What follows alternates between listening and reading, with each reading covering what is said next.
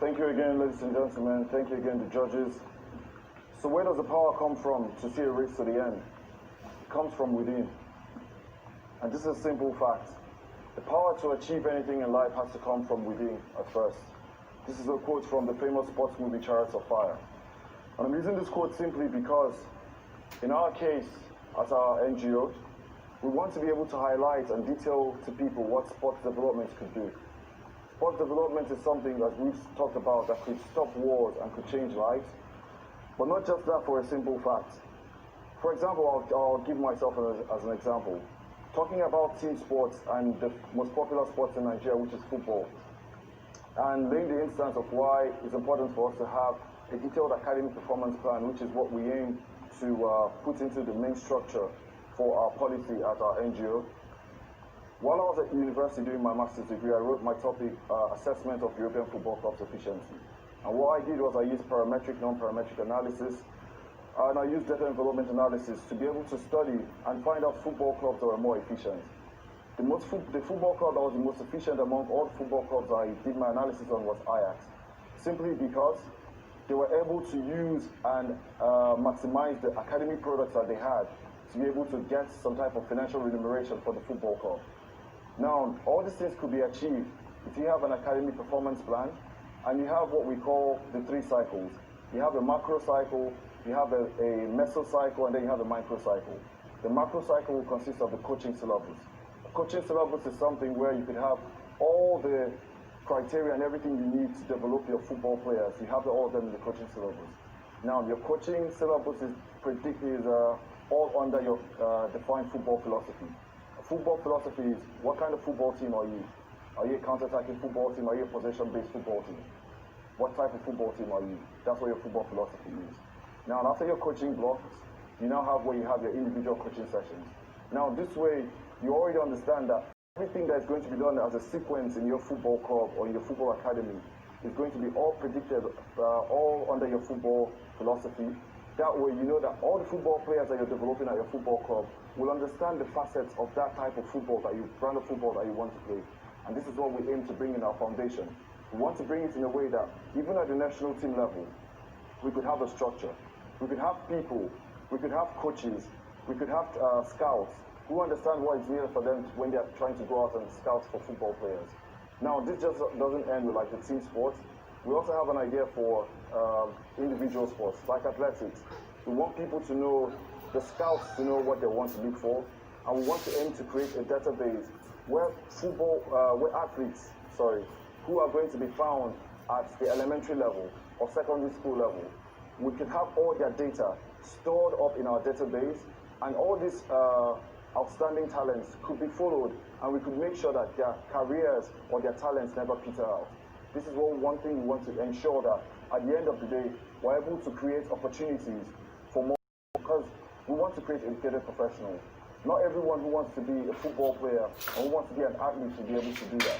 Parents are scared to let their children play football or go to academies because they're worried that if they have a career-ending injury, then that's where it all ends.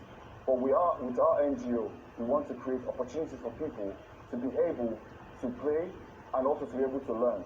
Because currently, we just know that in 2009, after the policy that was made, 61% of sports administrators or stakeholders hadn't even seen the documents.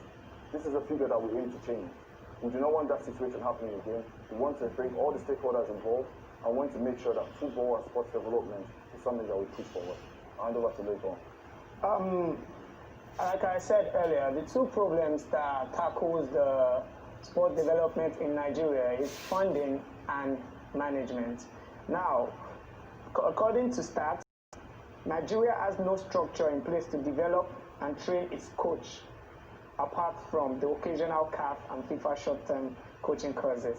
Also, the lack of professionals to drive development in the sector sees 83% of sport administrators in Nigeria do not have the knowledge of how to actually run sports sector. So this means in the management itself, there is no structure, and this is the problem we aim to tackle at this NGO. We are going to bring in, like he said, the syllabus that is expatriates or foreign professionals who would come and give a syllabus to the people who are supposed to actually manage the the sector, because the truth is there's actually a disconnect between the management, the team, athletes, and the Nigeria Athletic Federation officials itself, because the sector is actually bent and actually tied to the funds from the government. It's an issue for them to actually disconnect themselves from political issues. So this means when there is more funding, the sports sector will be independent of the laws and the policies of the government and would have its own policy that would be implemented from federal, state to the local government level. And this is where we will see the institutionalization of sports development. That's from the primary level to the secondary school level to the tertiary institution level. And this would also bring about sports education, like you mentioned earlier. Also, we would have all these things in place, and this would help the implementation of the sport development policy that was brought about in 2009. Finally, we'd like to say we also aim to look at having facilities. Because if there's one thing we understand from our experience with sports is you're more independent when you own most of your tangible fixed assets.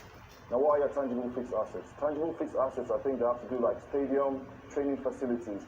And this is something we aim to have at our NGO, to create some sort of tangible fixed assets, a safe home where we could train all these athletes. Now, let us all remind ourselves that as long as we have a steady and improved sports industry, we're going to be able to have more professionals. Not everyone has to wear a suit and tie every day and walk into the office. Not everyone needs to do a 9 to 5 every day. Sports is one thing where your color doesn't matter, your tribe doesn't matter. You're talented enough, you get an opportunity. And this is what we want to aim, to give people better opportunities to succeed in life and to succeed in things that they want to do. Thank you.